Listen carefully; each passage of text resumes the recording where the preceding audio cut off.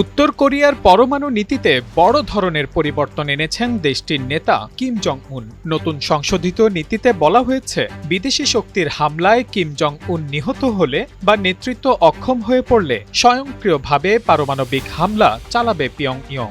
আন্তর্জাতিক অঙ্গনে এই সিদ্ধান্ত ঘিরে নতুন করে উদ্বেগ তৈরি হয়েছে।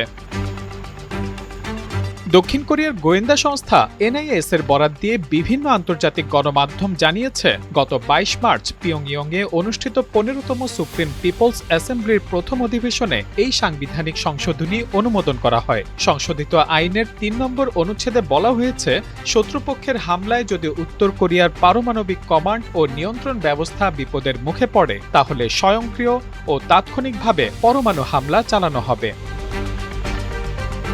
বিশ্লেষকদের মতে, সম্প্রতি ইরানে যুক্তরাষ্ট্র ও ইসরায়েলের সামরিক অভিযানে শীর্ষ নেতৃত্বের নিহত হওয়ার ঘটনাই উত্তর কোরিয়াকে নতুন করে ভাবতে বাধ্য করেছে। বিশেষ করে ইরানের সর্বোচ্চ নেতা আয়াতুল্লাহ আলী খামেনি ও তার ঘনিষ্ঠ কয়েকজন উপদেষ্টার মৃত্যুর পর পিয়ংইয়ং নিজেদের নিরাপত্তার কৌশল আরও কঠোর করেছে বলে ধারণা করা হচ্ছে।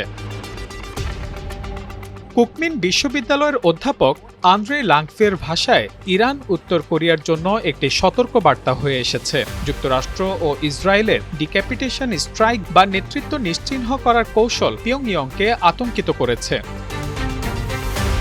প্রতিবেদনে আরও বলা হয়েছে, উত্তর কোরিয়া এবছর দক্ষিণ কোরিয়া সীমান্তের কাছে নতুন দূরপাল্লার কামান মোতায়েনের প্রস্তুতিও নিচ্ছে। কিম জং উন সম্প্রতি ১৫৫ মিলিমিটার সেলফ প্রোপেলড হাই ইটজার তৈরির একটি কারখানা পরিদর্শন করেছেন, যা প্রায় ৩৭ মাইল দূরের লক্ষ্যবস্তুতে আঘাত হানতে সক্ষম, যা দক্ষিণ কোরিয়ার রাজধানী সিউল সীমান্ত থেকে মাত্র ৩৫ মাইল দূরে অবস্থিত।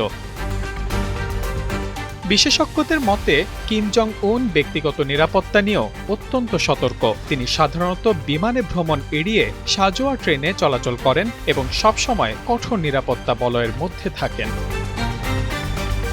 Mahmudul Hasan, Times today.